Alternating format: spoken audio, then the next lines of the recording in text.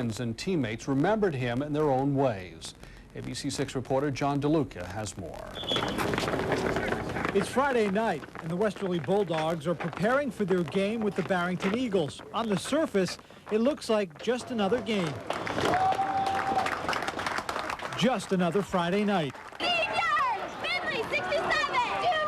But a closer look shows you this night is different. Very different. For 1 moment of silence. Left foot on the line. For the untimely death of Michael Kilpatrick. It was the jersey number of Westerly High School student and football player Michael Kilpatrick. He died suddenly this week during gym class. They say a picture's worth 1,000 words. Michael's worth more than 1,000 words. Everyone was sad. Everyone loved Michael. He was a great student, funny, nice, and everyone was just sad and misses him, but he's in a good place. Preliminary autopsy results show that 16-year-old Michael Kilpatrick died of natural causes.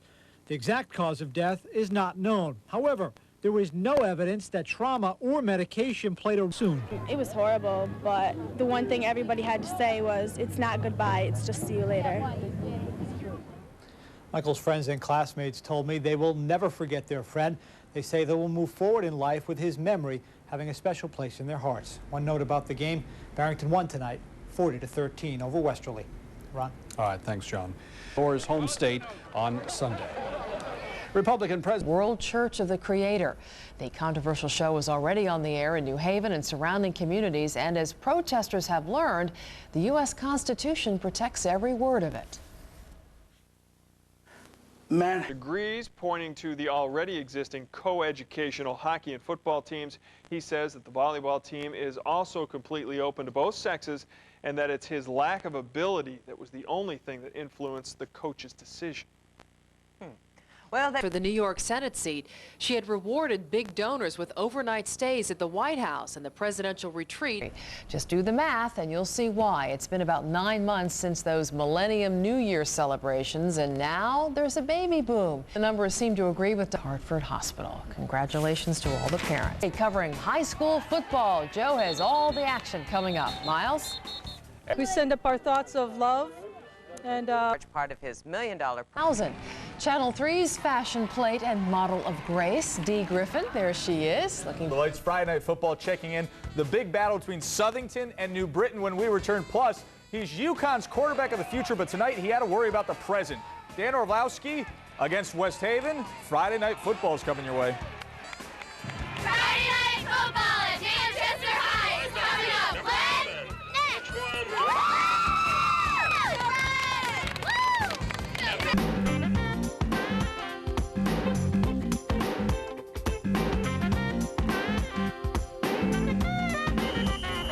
Friday Night Football, and already some games that could determine entire seasons, like the showdown between 3rd-ranked West Haven and 9th-ranked Shelton. The defenses came up with some big plays tonight, and we start off with Shelton in the 3rd quarter. West Haven's Isaac Quinones, with what looked to be a forward pass, rolled a lateral, and Shelton's Wesley Kozavarski scoops it up and scores it. Unbelievable. Then the big UConn recruit, Dan Orlovsky, got a taste of the defense. He gets picked off by the Westies' Phil Banks and check him out on the return. 48 yards for the score. That made it 14-8. But Orlovsky would get his game in gear. Look at the nice rocket here. Throws a great ball. Tom Wood connects. That sets up Mike Curran with the short score. And Shelton stays unbeaten. 21-8. A big win over the Westies. Guilford with a shutout tonight. Now back to Shelton's win. Here's Coach Joe. You know, he's just outstanding. He's like having a coach on the field. And we did things tonight that most high school teams just can't do. He called probably 80% of the plays tonight at the line of scrimmage. And he did a great job, you know, and he kept them off balance. And we don't have the speed that they have, but our receivers got open, you know, at key times for us. All right, earlier tonight, 2nd-ranked team in the state. This is George Hall and Fitch against Manchester. No problem for Fitch Groton there. They never eased up. The 2-point conversion, Mike Hall, 8-zip, and it would get worse for the Indians. 52-6 was the final score from Manchester. Fitch Groton just keeps on scoring, folks. 42-6 was your final from Timmy Washington and Bristol Central. Well, last week we visited with Southington as they received their new equipment. A crowd in New Britain to see this game. Clash of the Titans. Third quarter, Southington's Danny Bruce. Great pass to Ryan Glasper. Big time score, 14-7 Southington. That offense is unbelievable. New Britain comes back. Justice Harris. Hairston with the score, 14-13. Southington up by 1 because they missed the extra point. New Britain's defense, pesky. The fumble recovered here. Leroy Knight recovers, but they couldn't take advantage of the field position. Instead, Southington gets it back in the fourth. And Danny Bruce with the rocket to the back of the end zone. Josh Landine makes up for the fumble before. 20-13 with that catch right there. Again, their defense is outstanding. Their defense has been outstanding for a number of years, and we got very few yards after the catch. Their defensive backs, I thought, were outstanding, and they did some schemes that made us work. So it was just a great football game. I think the coaches on both sides really worked awfully hard to prepare their kids and really played well.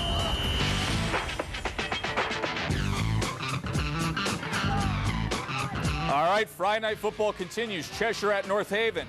And North Haven comes out fired up. Look at Greg Zerlis, the big man up the middle, number 44, goes 41 yards all the way to the goal line. That would make it 7-zip against Cheshire. Cheshire answers, though. Jeff Malater to Sean Grover. Great move. Triple jukes there. Gets loose. Look at the block in the middle of the field. And here goes Grover. Points to the corner of the end zone. And he is in 61 yards. A 7-7 game. It ends up on the scoreboard. 13-7 defense. Plenty of heart in this Hartford clash. Friday Night Football coming up next on Channel 3.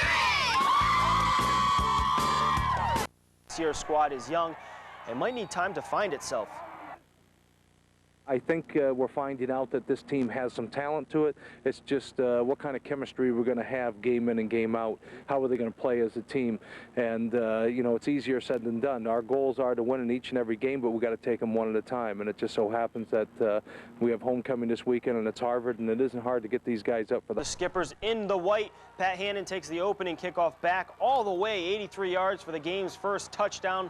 But the Townies are tough again this year, especially on the ground. Steve Silva had a great game. This is his first of 2 touchdowns on the night. East Providence wins 34-21.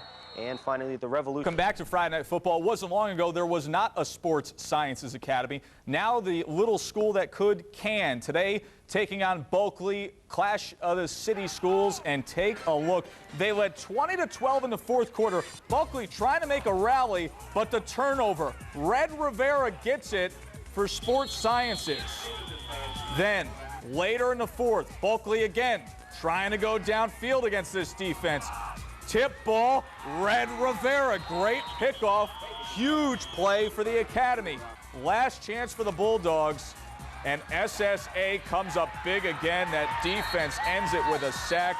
So on the scoreboard, Sports Sciences gets the win, 20-12. Insonia 61-6. Crosby and Nagy 21-8. Watertown 21-zip. Now back to Sports Science Academy. All of our hard work, and most importantly, the guys. Always tell them, if you want to win on Friday night, you got to win on Monday night, win on Tuesday night, win on Wednesday night, and it'll all come through.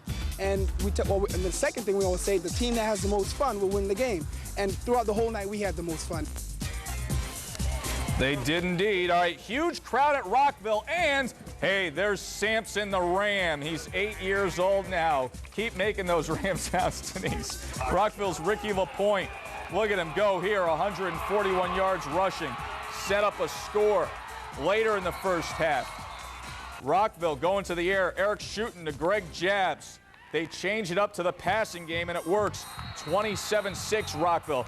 Then the speed burner, Oliver's twist. And Oliver was twisting and turning all night. Charlie Oliver, that is. Misdirection, where is he? Here he is, and you're not going to get him because he's got a great move right there. Turns his man around. He had over 100 yards. Fabulous score there, huh, Doc? Rockville 47-6, Hamden 32-20. And as for Ledyard and Rocky Hill, well, Ledyard's BK McNault finds Adam Baber for the nice score in the end zone. 47-zip Ledyard. And by the way, the Red Sox lost tonight. See you later, Sox. Season. And they're not your ordinary runway model.